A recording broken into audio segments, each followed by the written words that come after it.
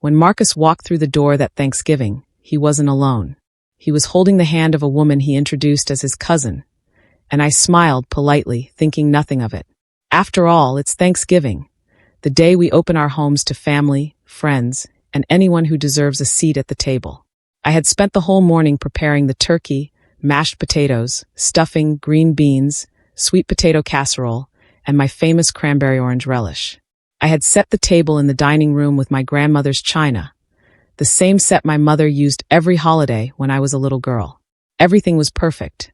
The house smelled of roasted turkey and cinnamon, of baking bread and spiced cider.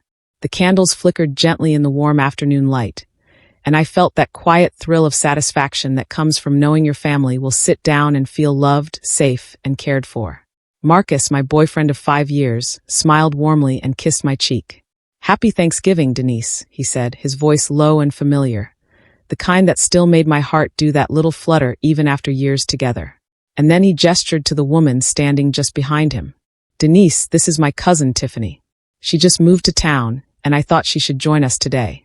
Tiffany smiled, a small, practiced smile, and I nodded. "It's so nice to meet you, Tiffany. I'm glad you could make it." I was polite. I smiled. I offered her a seat at the table, poured her a glass of cider, and for a moment, everything seemed normal. Marcus helped me carry the last of the side dishes to the table, and I thought to myself, it's nice to see him sharing these little moments with me. A holiday dinner should feel warm, even when it's just a small circle of people. My son, Jordan, was sitting at the table already, bouncing his legs and humming quietly, as if he had no idea how much work had gone into this day. He was 10 years old, wise beyond his years in some ways, yet still innocent, and full of the kind of honesty only children possess. He had a way of seeing things adults missed, noticing the tiniest details and stating them as if they were obvious, irrefutable facts. We began to eat. The turkey was juicy, tender, the stuffing rich with sage and butter, the mashed potatoes smooth and creamy. I served green beans on the side, topped with toasted almonds, and poured everyone a little more cider. The conversation flowed easily at first, the kind of small talk that fills rooms with warmth. Work, school, the little triumphs and setbacks that make up daily life. Tiffany seemed polite, laughed at the right moments, and complimented my cooking. Everything was normal, until Jordan, who had been quietly picking at his plate, looked up with the kind of innocent curiosity only children have, and said something that made the room freeze. "So, Mom," he said, his tone casual, as if he were merely asking a question about the dessert, "is Tiffany your new girlfriend?" I stopped mid-pour. The cider threatened to spill. My fork clattered against my plate. I glanced at Marcus, my eyes narrowing slightly, though I tried to keep my voice steady. "What did you say, baby?" I asked, though part of me already felt that I knew the answer. "Is Tiffany your new girlfriend?" Jordan repeated, tilting his head, completely unaware of the earthquake his words had just caused. "Because she doesn't look like a cousin to me." The room went quiet. Tiffany's smile faltered, just for a fraction of a second, before she smoothly replaced it with polite amusement. Marcus' hand twitched slightly on the table, his fork frozen mid-bite. I could feel my pulse in my temples, hot and insistent, as if my blood itself were trying to warn me. "Oh, Jordan," I said, my voice a little too calm, too measured. "We don't talk like that. Cousins are family. You shouldn't question people like that." Jordan blinked, confused. "But she doesn't look like a cousin. She's different. And you guys are holding hands. Why would cousins do that?" I smiled, an attempt at composure, but my hands were trembling slightly under the table. I could feel Marcus' gaze on me, a flicker of irritation, quickly masked by a practiced charm. Tiffany's smile returned, more carefully this time, more forced. She said something like, "Oh, kids say the darndest things." But her voice was too high, too sharp, and it made the pit in my stomach twist tighter. I realized then that everything I thought I knew about this day, about Marcus, about his sense of decency, was unraveling faster than I could catch it. And my son, my innocent, truthful little boy, had just ripped the veil off everything, without even knowing it. I cleared my throat, trying to guide the conversation back to safety, to normalcy. "How about we save dessert talk for after dinner?" I suggested, forcing my hands to steady as I pushed the cranberry orange relish closer to Marcus, hoping that somehow the attention would shift. But the moment was already gone. Jordan's question had planted a seed in my mind, one that sprouted immediately and grew rapidly. My heart raced. My mind spun through the last few weeks. The extra phone calls Marcus had been taking, the little white lies, the excuses, the way he always seemed to know more about my schedule than I thought he should. Something had always felt off. And now, here it was, laid bare by the words of a child. The rest of dinner was a blur. I smiled, nodded, laughed at polite jokes, served mashed potatoes, offered seconds of turkey, and watched as Marcus and Tiffany exchanged glances over Jordan's head. They thought I didn't notice. I did. Every subtle touch, every sideways look, every small smile that didn't quite reach the eyes. It was all there. After dinner, I excused myself to the kitchen. I could hear the low murmur of conversation from the dining room, the clinking of silverware, and the occasional laugh that didn't quite reach anyone's eyes. My mind was racing. I washed dishes with trembling hands, scrubbed the pots as if I could wash away the knowledge that my son had just exposed. And while I worked, I felt a quiet rage simmering inside me, growing stronger with every heartbeat. When I returned to the table, Tiffany was helping Jordan clear his plate, her hands brushing his just slightly too long. Marcus was leaning back in his chair, trying to look relaxed, but the tension around his shoulders betrayed him. I took a deep breath, reminding myself that nothing would be said tonight. Not yet. Not until I knew the full story. But I couldn't stop thinking about Jordan's words. "Is Tiffany your new girlfriend?" I repeated it over and over in my mind. There was a sharp edge to those words, an honesty that cut deeper than any argument or confrontation ever could. Because children don't lie to protect feelings. They don't pretend. They speak the truth as they see it, even when it's inconvenient, even when it shatters illusions. I glanced at Marcus across the table, his mouth curved in a smile that no longer reached his eyes. And in that moment, I knew something had changed. The warmth of Thanksgiving, the joy of family, the simple pleasure of sharing a meal. All of that had been replaced by suspicion, by doubt, by a creeping, gnawing fear that the man I trusted, the man I loved, had been playing a game I didn't even know existed. Jordan, oblivious to the tension he had created, looked up at me and grinned. "Can we have pie now?" he asked, completely innocent, completely unaware of the truth he had just unveiled. I smiled at him, and it was genuine, if only because his innocence was a reminder of what was really important. But inside, I was already planning. I was already thinking, this isn't over. Not by a long shot. Because Thanksgiving had started with the illusion of warmth and family, and now it had ended with a single, unguarded sentence from my son. A sentence that would change everything. I didn't know yet how I would confront Marcus, how I would uncover the truth, or how I would make him pay for the deception. But I knew one thing. By the time this was over, he would see exactly what it meant to betray me, to betray my trust, to disrespect the sanctity of my home and my family. And Jordan, my sweet, honest boy, he had done what I could not. He had cracked the door open, just wide enough for the light to shine in.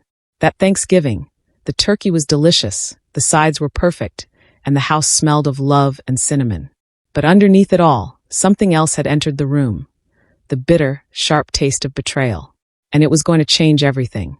After Jordan's innocent question, the room never really recovered. The laughter that had been soft and easy during the first part of dinner was gone, replaced with an awkward quiet. Tiffany fidgeted with her napkin, while Marcus gave that tight-lipped smile that tried to pass for calm. But I saw it. The twitch in his jaw, the way his hands gripped the edge of the table. My heart was hammering, but I kept my voice steady, my movements deliberate, as if I could convince myself that everything was fine simply by acting like it was. "Why don't we clear the table?" I suggested, forcing a gentle tone. "Pie will be ready in just a few minutes." Marcus nodded quickly, as if relieved to have something else to do, and Tiffany followed suit. Jordan didn't notice the tension, which was a small mercy. He scurried to help me stack the dishes, still humming his little tune as he tried to be helpful. But every time I caught Marcus' eye, my stomach twisted. Something was very wrong, and I knew it. When the guests left, I closed the door behind them and sank onto the sofa, letting the silence wash over me. Jordan was upstairs, probably playing with his tablet, oblivious to the storm that had just passed through our home. Marcus stood across the room, leaning against the wall, arms crossed. He tried to look relaxed, but he was anything but. I studied him quietly. Every small detail seemed amplified now. The way he avoided my gaze, the slight smirk that didn't quite reach his eyes, the subtle tension in his shoulders. He tried to talk, tried to make small conversation, but the words sounded hollow. "You okay?" he asked finally, his voice low, smooth, almost casual. I nodded, sipping my tea, keeping my expression neutral. "Yeah, just tired, I guess. It's been a long day." He didn't push. That was typical Marcus. He knew when to retreat, when to let things sit, because he always knew he had the upper hand.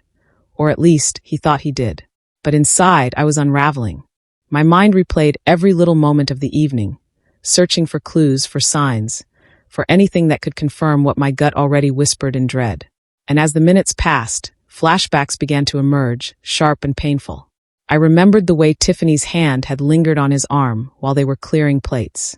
How she leaned a little too close when she laughed at his jokes. How Marcus' phone had buzzed several times, and he'd glanced at it with that guilty expression I now recognized too well. All the small, seemingly insignificant details that I had brushed aside as coincidence or imagination suddenly assembled themselves into a clear, undeniable pattern. And then there were the lies. Oh, the little white lies that had piled up like dust in the corners of our life together. The business trips he had taken last month that never made sense, the late-night texts he always brushed off, the stories that changed ever so slightly when I questioned them. I had ignored them. I had told myself he was busy, that I was imagining things, that perhaps I was being paranoid. But Jordan's words shattered that self-deception. That one innocent question, "Is Tiffany your new girlfriend?" had pierced the illusion I had been holding onto so tightly. Suddenly, everything became painfully clear. I hadn't been imagining anything. I had just been hoping. I felt my hands shake as I reached for the teacup again. I could feel the heat of anger rising, followed by that familiar sting of betrayal. How dare he bring someone like this into my home, under the guise of family, knowing full well what he was doing? How dare he expose my son to such deception, to force me to question everything I thought I knew about the man I loved? And then, amidst all the anger and confusion, came the hurt. Real, raw hurt that cut deeper than anything else. Because the betrayal wasn't just about him. It was about trust. It was about the life I had built, the home I had nurtured, the stability I had worked so hard to provide for Jordan. And he had undermined it all in a single evening, with a smile that now felt like mockery. I sat there on the sofa, staring at the floor, my thoughts spinning. I tried to make sense of it, tried to find a rational explanation. Maybe it wasn't what I thought. Maybe I was wrong. But deep down I knew better. I had seen it in the subtle glances, the lingering touches, the little inconsistencies in his stories. I had chosen to ignore them for so long, and now the truth had landed in my lap, undeniable and raw, thanks to my 10-year-old son. I remembered a week ago, when Marcus had insisted on taking family photos for his social media, photos that included Tiffany. At the time, I had laughed it off, thinking he was just being polite.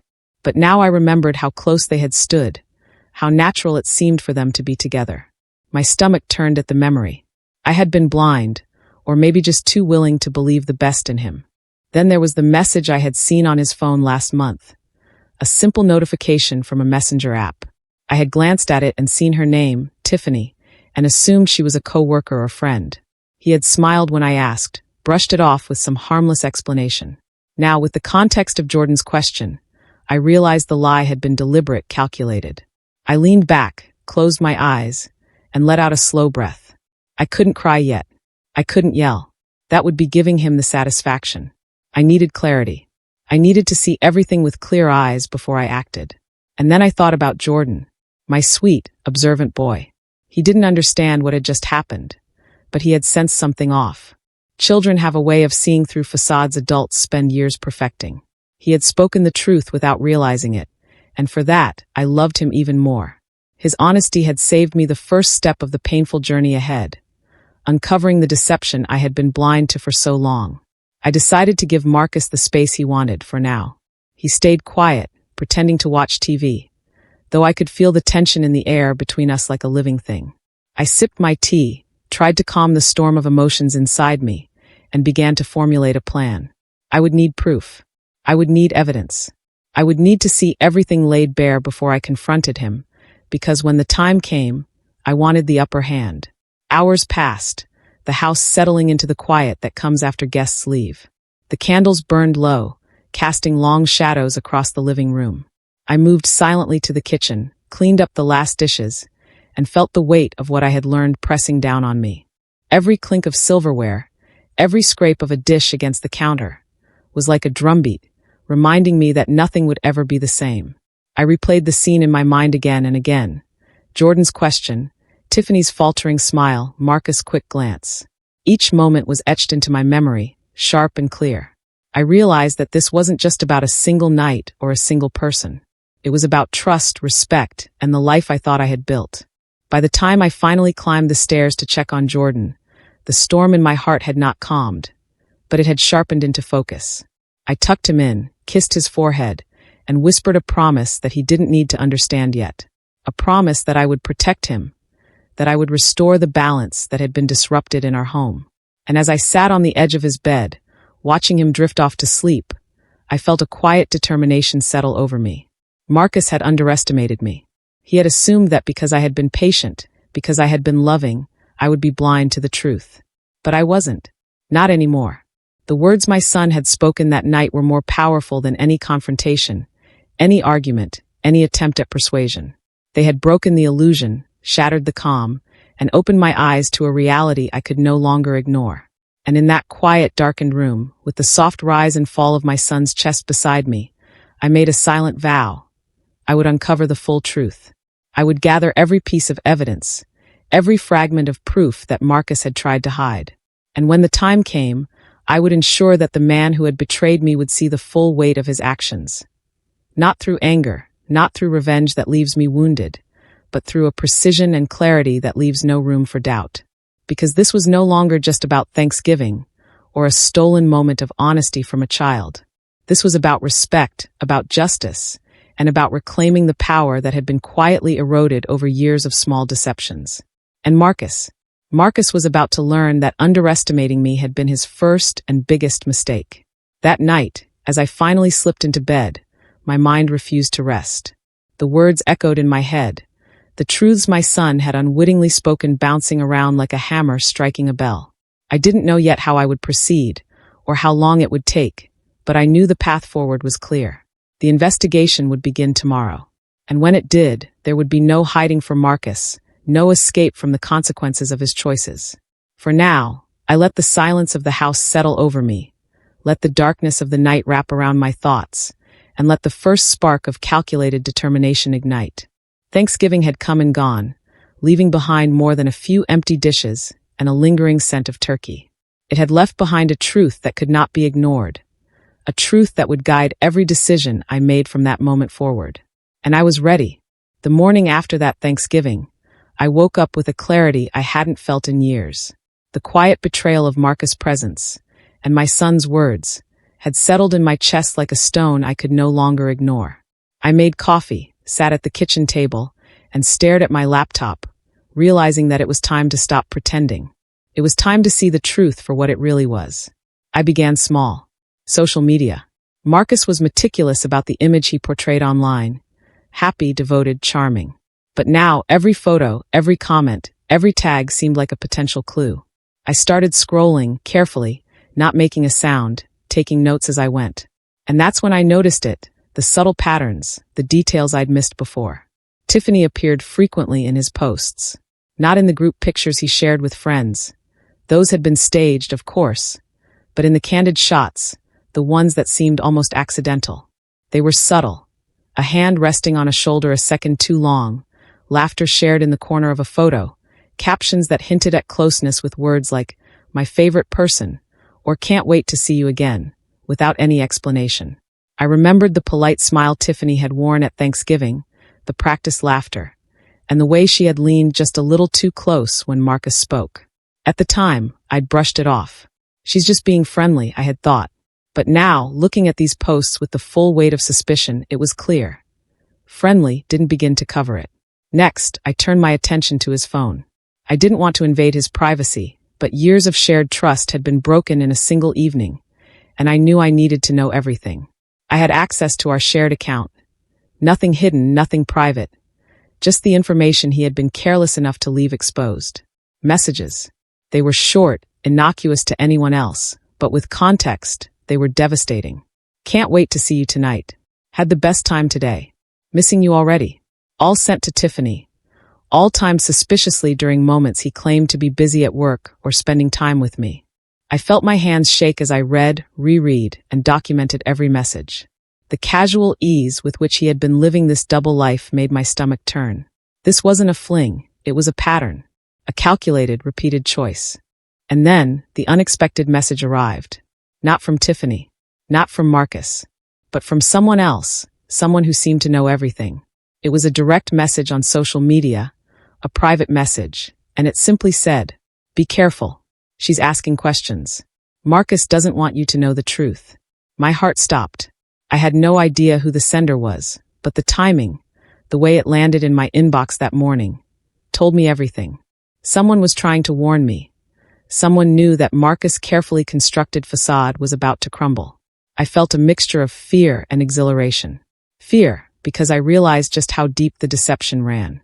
Exhilaration, because finally I had a thread, a way to start untangling the web Marcus had woven. I began making calls, quietly, carefully. Old friends, casual acquaintances, people who might know Tiffany, people who might know Marcus in different contexts. It was slow going, but little pieces began to emerge. Each one confirmed what I had begun to suspect. Marcus was living a double life. There were nights when he told me he was working late at the office, when in reality he was out with Tiffany, attending events, dinners, casual get-togethers. The kind of mundane, everyday moments that revealed intimacy far beyond what a cousin relationship would allow. Photos from friends, posts tagged at locations I had never seen him at, fleeting comments. All of it painted a picture I couldn't ignore. By the afternoon, I had begun creating a timeline. Every lie, every half-truth, every carefully constructed alibi Marcus had given me over the past few months was meticulously documented. And it all led back to Tiffany. My stomach churned as I realized the extent of it. Thanksgiving had only been a glimpse, a carefully choreographed opportunity for him to test boundaries, to see if I would notice, if I would question, if I would confront. I remembered the way he had introduced her. My cousin. Such a simple, casual lie. But the audacity of it, placing her in my home, sitting at my table, under the guise of family, hit me harder than any of the texts or social media evidence. It was deliberate, calculated. He knew exactly what he was doing. And as I sat there, scrolling, calling, piecing together the fragments of his deception, I realized that this wasn't just betrayal. This was a complete rewriting of reality. Marcus had created a second life that existed parallel to mine. A life I had no idea existed. A life in which I was merely a convenient part, easily discarded when necessary. My anger began to build, sharp and focused. But beneath the anger was something more primal. A sense of violation, of having my trust stolen and sold back to me in the form of casual lies and false assurances. I had loved him. I had believed in him. I had allowed him into the most intimate corners of my life, and he had used that access to build another world. One where honesty had no place and my family's trust was irrelevant. I leaned back, rubbing my temples, trying to breathe, trying to think clearly. I knew I couldn't confront him yet. Not until I had every piece of evidence. Not until I had mapped every lie, every omission, every betrayal. And as I sat there, gathering proof, my mind drifted back to Jordan. My son had seen what adults often missed. His simple question at the dinner table had started this journey, had cracked open the door that Marcus thought was sealed tight. Children have a way of seeing truth that adults, in their arrogance and experience, overlook. Jordan had spoken, and the universe had listened. I took a deep breath and opened a folder on my computer. I started compiling screenshots, messages, posts, dates, times. Anything that would show the reality of Marcus' deception. Every piece of data was a brick in the wall I was beginning to build. A wall of undeniable truth that I could present when the time came. Hours passed. The sun dipped below the horizon, casting long shadows across my living room. My phone rang, and I saw Marcus' name flash across the screen. I ignored it, not out of spite, but out of strategy. He didn't know I had begun this investigation. He didn't know I had started gathering evidence, tracing the contours of his double life. He thought I was still in the dark, still oblivious. And that ignorance would be his undoing. I felt a strange mix of sorrow and empowerment. Sorrow for the betrayal, the lies, the life I had thought I shared with a man I loved. Empowerment, because for the first time in a long while, I felt in control. Marcus had made a fatal mistake, underestimating me, assuming that my trust was unconditional, assuming that my love made me blind. He was wrong. By the time the house was quiet, I had mapped out almost every interaction, every post, every casual lie. The picture that emerged was shocking, yes, but also methodical. Marcus' cousin wasn't a cousin at all. She was the center of a secret life he had been carefully nurturing, a life he had tried to hide under layers of deception, under the guise of politeness and family, under the false narrative of normalcy. I realized then that the truth was more painful than the lie. The lie could be forgiven in time, if carefully handled. But the truth, the fact that he had been living this double life, right under my nose, while I continued to trust him, care for him, and believe in him, that truth would stay with me forever. And it would demand justice. I closed my laptop, leaned back in my chair, and exhaled. The investigation had only just begun, but I had the beginnings of a plan. Marcus' deception would not stand. Tiffany's presence in our home, the casual audacity of that Thanksgiving evening, and the careless ease with which he had carried on this hidden life, all of it would be accounted for. And when the time came, when the pieces were all in place, Marcus would see exactly what it means to betray someone who sees the truth, who gathers evidence, who acts with patience, precision, and quiet fury. Because this wasn't just about exposure. It wasn't about shame. It was about reclaiming control, reclaiming dignity, and showing that no one, not even the man I had trusted most, could manipulate my life without consequence.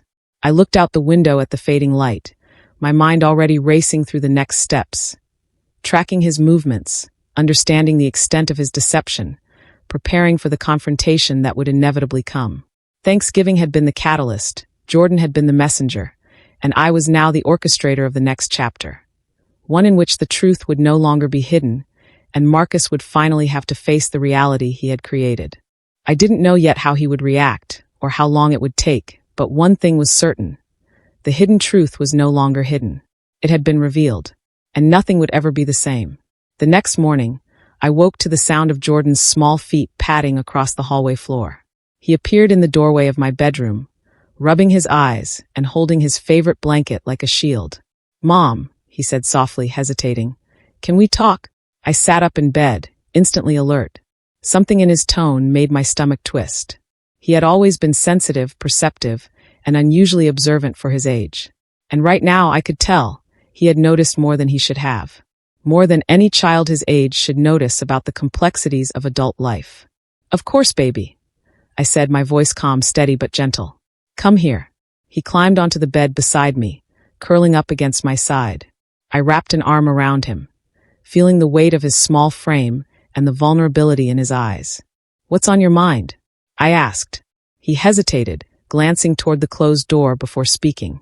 "Mom, is Tiffany really your friend? Or is she more?" The words were simple, almost casual, but the implication hit me like a hammer. I held my breath, swallowing hard, feeling the familiar sting of betrayal that still lingered in my chest. My son was 10 years old, and yet he had already begun to sense the cracks in the world around him. Cracks that Marcus had carelessly left exposed. I took a deep breath and pulled him closer. "Jordan," I said softly, "sometimes adults make mistakes. Sometimes people you trust, they do things that hurt the people they love. But it's not your fault. None of this is your fault." His small hands gripped mine tightly. "But Mom, I don't understand. Why would he lie? Why would he bring someone like that here? Why did he pretend?" I stroked his hair, feeling the tears threaten to spill, but I held them back. I needed to be strong, for him, for myself. "Some people are selfish, baby," I explained. "They make choices that hurt others because they don't think about the consequences, or because they want what they want without considering anyone else." He frowned, his small brow furrowed. "But I thought he loved you. And I thought you were happy." The ache in his voice was almost unbearable. I held him tighter, my own chest tightening. "I am happy, Jordan. I am. And I will be. But sometimes, even happy people have to deal with hard things. And right now we're going to deal with this together, okay?" He nodded slowly, his big brown eyes wide and filled with confusion. "Together. Together," I repeated, pressing a kiss to his temple. "I promise, baby, I will always protect you. Always. You don't have to worry about anything. I've got you." For a moment, he relaxed, leaning against me as if trying to draw strength from my presence. I realized then that this wasn't just about betrayal or deception. This wasn't just about Marcus or Tiffany or the lies that had been carefully constructed. This was about protecting Jordan's innocence, preserving the small world of trust and safety that a child should have. And suddenly, my anger and pain became even sharper, more focused. I wasn't just fighting for myself anymore. I was fighting to protect my son from the confusion, hurt, and heartbreak that Marcus had carelessly introduced into our lives. We spent the morning quietly together. He asked questions. Innocent, probing questions that revealed how much he had been paying attention during Thanksgiving. Mom, why did he call her a cousin? Why did he smile at her like that? Was he lying? Each question was a small dagger to my heart. But I answered carefully, choosing my words as if they were tools, building a shield around him. Sometimes people lie, Jordan. But that's their choice, not ours. We don't have to follow their example. We just have to stay honest and true, and take care of ourselves and each other. He nodded, still frowning. I don't like it when people lie. It makes me feel weird inside. I smiled softly, my chest aching with love and sadness. I know, baby. Me too. Lies make everyone feel weird inside. But the truth is powerful. And right now, the truth is that we have each other. And that's what matters. He seemed to ponder that, his little hands resting on mine as he considered my words. So, does that mean we have to tell him that we know? I shook my head gently. Not yet, baby. Not yet. We need to be careful. Sometimes when adults lie, they get tricky. We have to be smart about how we handle it. But don't worry. I'm already taking care of it. And no one will ever hurt you because of it. Jordan seemed to accept that, though the worry in his eyes didn't fully fade. I knew it wouldn't. Children are resilient. Yes, but they also feel things deeply. And he had already glimpsed a world that was complicated and imperfect. And yet, there was a quiet determination in his gaze. The same determination I had always admired in him. He wanted answers, he wanted fairness, and he wanted justice, even if he didn't have the words to articulate it. As the day went on, I continued my quiet investigation while keeping Jordan close. I checked social media, phone messages, and even some mutual contacts, all while answering his endless questions with patience and care. He asked why Marcus had lied, why someone would pretend to be a cousin when they weren't, why people couldn't just be honest. Each question reminded me of my responsibility, not just to myself, but to my son. By midday, he had begun to understand, in his own childlike way, that Marcus had betrayed our trust. I could see the hurt in his eyes, the subtle tension in his little shoulders, the way he hesitated before speaking, as if measuring every word. And I realized then that this was more than just a lesson about honesty.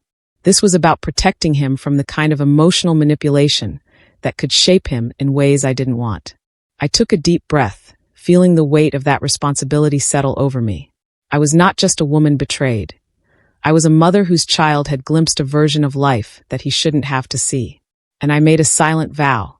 No matter what happened with Marcus, no matter what truths came to light, I would shield Jordan from the worst of it. I would protect his innocence, his sense of safety, and his trust in the people who mattered most. That evening, we baked cookies together, sugar cookies with sprinkles, just the way he liked them. I watched him carefully, noting the way his small hands moved, the concentration in his eyes, the occasional giggle that broke through the tension of the day. For those brief moments, we created a bubble of normalcy, a space where he could still be a child, even as the world around him felt uncertain. When he finally went to bed, I lingered in his room a little longer, sitting by his side as he drifted off. I traced his hair with my fingers, memorizing the curve of his jaw, the softness of his skin, the way he breathed in sleep. I whispered a promise, not just to him but to myself. I would not allow Marcus to steal this, not now, not ever. I would fight, I would plan, and I would protect what was ours. And as I sat there in the quiet darkness, I realized that the pain I felt was not just mine. It was ours, mine and Jordan's. And that bond, that connection, was what gave me strength. Marcus might have deceived me, he might have manipulated the truth, but he could never touch the love between mother and child, the trust we had in each other, the small, unbreakable universe we shared. By the time I left Jordan's room, my resolve had solidified. The investigation, the gathering of proof, the slow, deliberate uncovering of Marcus' lies. All of it was no longer just about me. It was about Jordan, about ensuring that he could grow up in a world where honesty mattered, where trust was sacred and where betrayal had consequences. And as I closed the bedroom door and leaned against it, I allowed myself a small, bitter smile. Marcus had underestimated me, yes. But he had also underestimated the quiet power of a mother protecting her child. He had assumed that I would be blinded by love, distracted by hurt, or hesitant to act. But he was wrong. So very wrong. Because now, every move I made, every plan I executed, every step I took toward exposing the truth, would not just be for me. It would be for Jordan, for his peace, his happiness, and his understanding that even when the world is cruel, even when people lie and betray, a mother's love is unstoppable, unyielding, and uncompromising. And as I finally sat down to plan the next phase of my investigation, I felt a quiet fire ignite within me. A fire that would not be quenched until justice had been served, until the truth had been revealed, and until Marcus had learned, in the most undeniable way, that the bond between mother and child is stronger than any lie, any deception, any betrayal. Jordan's innocent pain had shown me the path, and I was ready to walk it. The days after that Thanksgiving were tense. The house felt smaller somehow, the air heavier, as if the walls themselves had absorbed the shock of the truth and refused to let it go. Marcus moved around with that easy, practiced charm, the kind that could lull anyone into forgetting suspicion, but I saw it. The faint twitch in his eye, the hesitation in his step, the way his smiles no longer reached the corners of his mouth. "I just don't understand why you're upset, Denise," he said one evening, leaning casually against the kitchen counter as I prepared dinner. His tone was soft, meant to be soothing, but it was laced with something else: manipulation, guilt, an attempt to shift blame. "I mean, I invited my cousin. That's all it was. You're making a big deal out of nothing." I kept my voice neutral, calm, as if his words barely touched me. "Marcus," I said slowly, "it wasn't nothing. You brought someone into our home under a lie. You presented her as family, knowing full well that she isn't. That's not nothing." He waved a hand dismissively, a small smirk forming on his lips. "Denise, you're overthinking this. It was just a holiday dinner. Jordan's questions, kids ask weird things. She's harmless. We're harmless. Let's just move on, okay?" I nodded, outwardly calm, letting him see only the composed, collected version of me. But inside, my mind was racing. Every word he spoke, every attempt to gaslight me, only reinforced what I already knew. Marcus thought he could manipulate the narrative, control the story, and keep me in the dark. But he didn't realize that I was already steps ahead. I wasn't angry in a way he could provoke.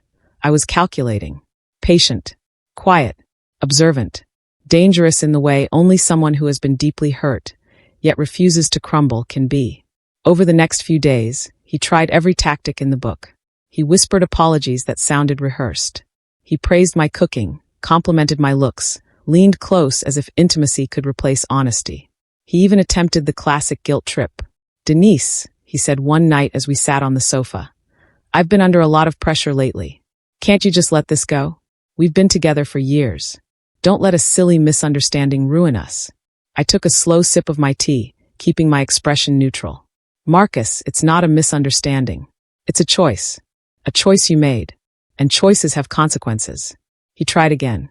"I just don't get why you're making such a big deal. You're letting this fester in your mind. Why not just forgive me and move on?" I smiled faintly, a smile that was quiet but sharp. "Forgiveness comes after honesty, Marcus. And we're still waiting for that." He shifted uncomfortably, realizing, perhaps, that my calm wasn't ignorance or submission. It was awareness. He couldn't gaslight me when I was already seeing clearly, when I had already pieced together the layers of his deception. Meanwhile, I continued my quiet investigation, compiling evidence, reviewing messages, tracing every lie and inconsistency. Every time he tried to pull me into an argument, I remained silent, letting him exhaust himself. Let him reveal the cracks in his own story. I knew the power of patience. I knew that when the time came, silence could speak louder than words. Jordan remained my anchor during these days.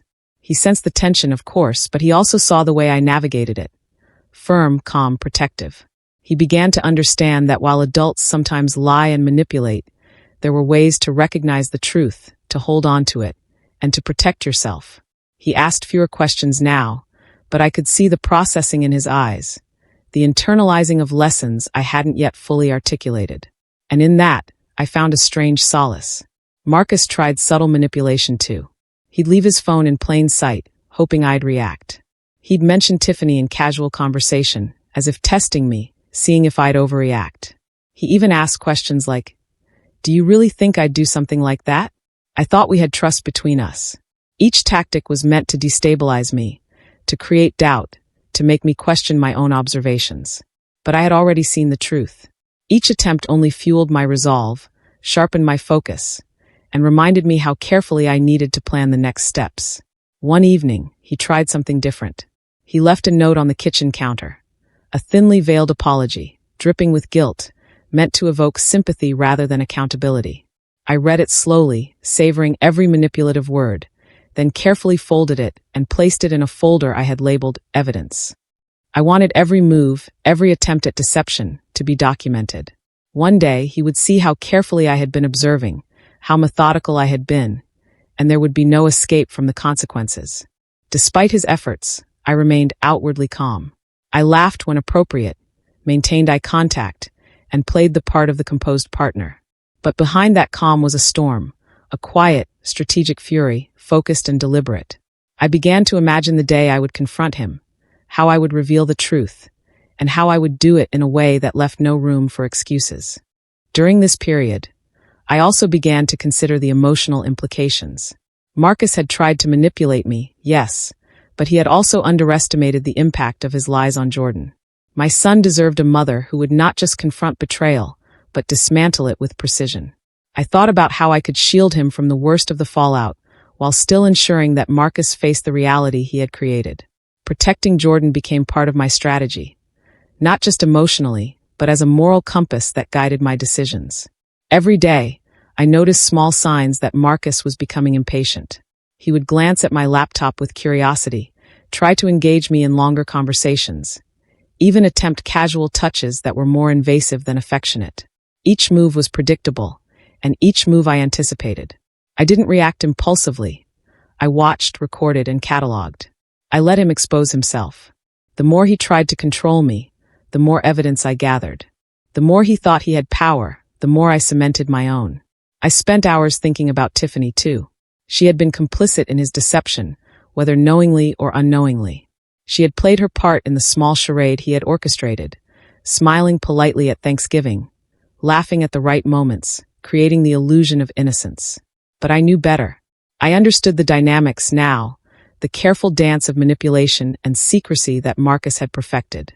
And I knew that every move I made would consider her role. She would not escape scrutiny, nor would she be allowed to diminish the impact of his betrayal. By the end of the week, I had a plan forming in my mind, a plan that required patience, strategy, and absolute control. It wasn't about shouting, confrontation, or anger. Those were weapons of the moment, and I had already learned that impulsive reactions could be used against me. My revenge, when it came, would be precise, public, undeniable, and satisfying in a way that left no room for denial. And yet, outwardly, I remained the same Denise he had always known. I smiled, I cooked, I laughed. I held Jordan close, comforted him when he asked questions, and maintained the household routines that Marcus depended on. He had no idea that beneath that calm exterior, I was preparing a reckoning that would leave him stunned. One night, as I reviewed the evidence I had collected, Marcus sat beside me, attempting small talk. "You're awfully quiet tonight," he said, his voice casual. "Are you thinking about us?" I looked at him, my eyes steady, unflinching. "Yes," I said softly, and in that single word, I conveyed far more than I could have in a tirade. I was thinking about us, but not in the way he expected. I was thinking about every lie, every betrayal, every casual manipulation, and how I would respond. I was thinking about justice. I was thinking about the quiet power of patience and preparation.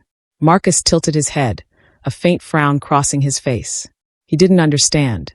He never would, not until the time was right. And that was exactly as it should be. I poured myself another cup of tea, smiling faintly, and let him talk. Each word he spoke, each gesture he made, only reinforced the clarity I already had. Marcus was clever, but he was predictable. He had underestimated me, as many men do, assuming that a woman's strength could be measured by her outward anger or her immediate reaction. But I was quiet, calm, patient, and in that calm, I held all the power. By the time the weekend arrived, I had everything I needed. every lie documented, every message cataloged, every interaction analyzed. And as I watched Marcus go about his day, unaware of the storm building quietly around him, I allowed myself a small, satisfied smile. The aftermath had been tense, yes, but it had also been illuminating. Marcus had revealed more about himself than he knew. His attempts to manipulate and guilt me had only strengthened my resolve.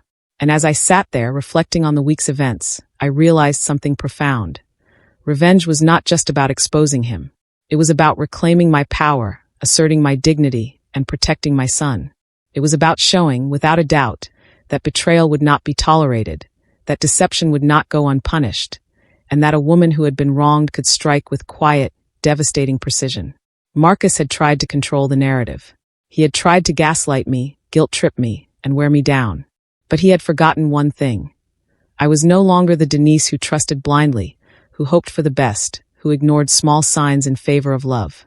I was a woman awakened, a mother protecting her child, and a strategist quietly preparing for the day when the truth would no longer be hidden. And that day was coming. The day I decided to act, I felt calm. Not the jittery, impulsive energy of someone ready to lash out, but the quiet, controlled strength of someone who knows exactly what they're doing. Marcus had spent years thinking he could manipulate, deceive, and control. He had underestimated the power of patience, observation, and intelligence. 3 weapons I wielded with quiet precision. I had everything ready. Every message, every photo, every trace of deception meticulously compiled.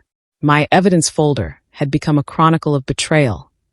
Timestamps, social media screenshots, and documents detailing the lies, the secret meetings, and the charade of a cousin that never existed. And it wasn't just about exposing him. It was about reclaiming dignity, about restoring control, and about protecting Jordan from the remnants of deceit he didn't deserve. I chose the moment carefully. Thanksgiving had already passed, and the world had moved on. But the story I was about to tell would stop Marcus cold, in the middle of the life he had tried so carefully to construct. I invited a few close friends, those I trusted implicitly, to join me at my home for a casual afternoon coffee. Jordan was there, of course, excited about the tiny gathering, but unaware of the storm brewing behind the calm smile I wore. Marcus, oblivious to the fact that the walls of his lies had been mapped, joined the gathering as usual. He smiled at my friends, made small talk, laughed at the right moments. He still assumed control, still assumed that I was unaware of the depth of his deception. But as I watched him, I felt only quiet satisfaction. The day had been prepared with care, every detail orchestrated, and he had no idea. I began casually, presenting stories from our recent family moments, peppering in little observations. You know, I said, my tone soft but deliberate. It's funny how kids notice things adults miss. Jordan said something the other day that really made me think. I watched Marcus' eyes flicker, a small twitch of curiosity, suspicion, perhaps even dread, though he tried to mask it. What did he say? He asked, forcing a casual tone that fell flat. I smiled, serene. He asked about Tiffany. You remember Thanksgiving, right? He asked if she was really your cousin. Marcus' hand froze on his cup. His mouth opened slightly, then closed. He tried to maintain composure, but the tension was visible. My friends glanced at each other, sensing the sudden shift in the room. I continued, calm and deliberate. At first, I brushed it off. I mean, who expects children to catch on, right? But then I looked into it, checked a few things. And you know, the truth is often stranger than fiction. Marcus tried to interrupt. Denise, I held up a hand, soft but commanding. Let me finish. I wanted to be certain. I wanted to have all the facts. And now I do. From my laptop, I opened the carefully organized folder, showing messages, social media screenshots, timestamps, and little notes I had taken over the past few weeks. My friends leaned in, and even Jordan looked curious. I didn't raise my voice. I didn't shout. I simply revealed the evidence. Every lie, every hidden meeting, every carefully constructed falsehood. Marcus turned pale. His carefully cultivated charm, the mask he wore for the world, began to crack. He opened his mouth to respond, but no words could undo the visual proof. Every cousin reference, every secret text, every staged photo was laid bare. I had not just caught him in a lie. I had mapped it completely, showing the depth and audacity of the deception. See, I said softly, this isn't about anger or revenge. This is about truth. Jordan's question opened the door, and I followed it. The truth, Marcus, is undeniable. He looked around the room, flustered, searching for allies, for someone to support him, but there was only silence. My friends, my witnesses, and my son's wide eyes watched as the man who had thought himself clever was revealed in full. I can explain, he stammered. It's not what it looks like. It is what it looks like. I interrupted gently, firmly. And the explanation doesn't matter anymore. Actions speak louder than words, and yours have spoken volumes. Marcus tried to salvage dignity, tried to shift blame, but the calm, precise presentation of facts left no room. He had underestimated the quiet power of patience, the subtle art of gathering proof without raising suspicion, and the strength that comes from being wronged yet composed. My friends were supportive but quiet, letting the truth stand on its own. Jordan, sitting nearby, looked at me with wide, trusting eyes. I reached for his hand, giving it a gentle squeeze, a silent signal that everything was okay. He had unknowingly set this moment into motion with a simple, honest question, and I wanted him to see the power of integrity, observation, and patience. Marcus' voice grew shaky. Denise, please. You're making a scene. I shook my head, still calm. This isn't a scene, Marcus. This is clarity. This is the consequence of your choices. And it's been delivered quietly, without drama, without spectacle. Something you clearly thought impossible for me to manage. I could see the realization in his eyes. He had thought he could control the narrative, control me, and even control the people around us. But he hadn't accounted for the quiet dignity of someone who had been observant, patient, and methodical. He hadn't accounted for the power of a mother protecting her child. Jordan asked a simple question. I continued, my tone soft but unwavering. And that simple question exposed a truth you thought hidden. That's all it took. Not anger. Not confrontation. Just truth. That's how powerful honesty is, Marcus. And that's why you've been found out. He looked at me, defeated, searching for some reaction. A breakdown, a fit of rage, anything that would allow him to regain control. But there was nothing. I remained composed, serene, untouchable. And in that moment, I realized the real victory wasn't in exposing him. The real victory was in my calm, measured response. In demonstrating that betrayal could be met not with panic or destruction, but with dignity, evidence, and precision. It was about empowerment, about reclaiming control of my life, and protecting my son from the chaos he had created. Marcus finally turned away, muttering something under his breath, leaving the room in a quiet, defeated shuffle. I didn't follow him. I didn't need to. The truth had been delivered. Justice had been served, not through yelling, not through public shaming, but through the quiet, undeniable weight of evidence.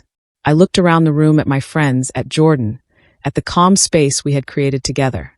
I felt a profound sense of peace, the kind that comes from knowing that right and truth had prevailed. There was no need for bitterness, no need for spectacle. The power of quiet, calculated action had done what anger alone could never accomplish. Jordan leaned against me, his small head resting on my shoulder. Mom, did we win? He whispered. I hugged him close, smiling softly. Yes, baby, I said. We won. The truth matters. Honesty matters. And we're safe together. That's what matters most. The rest of the day passed quietly. Marcus retreated into himself, unable to regain the composure he had relied on for years. I moved through the house with my usual calm, preparing meals, laughing with friends, playing with Jordan, living life fully and completely. And I realized that this was the true power of my quiet revenge. It wasn't about humiliation or spectacle. It was about reclaiming my space, my dignity, and my life without giving him the satisfaction of seeing me break. By evening, I felt a weight lift from my shoulders. The storm had passed, the truth had been revealed, and Marcus' carefully constructed lies lay in ruins. I had achieved justice. Not through confrontation, not through anger, but through patience, observation, and strategic action. As I tucked Jordan into bed that night, he looked at me with trust and awe. Mom, you're amazing, he whispered. I hope I can be like you one day. I kissed his forehead, feeling the warmth of his love and the satisfaction of having protected him. You already are, baby, I said softly. You already are. I stepped back into the quiet of my living room, finally alone, and allowed myself a moment to breathe. For the first time in weeks, I felt truly at peace. I had faced betrayal, uncovered the truth, and delivered justice. All without losing my composure, without compromising my dignity, and without harming the ones I loved. This was more than revenge. This was empowerment.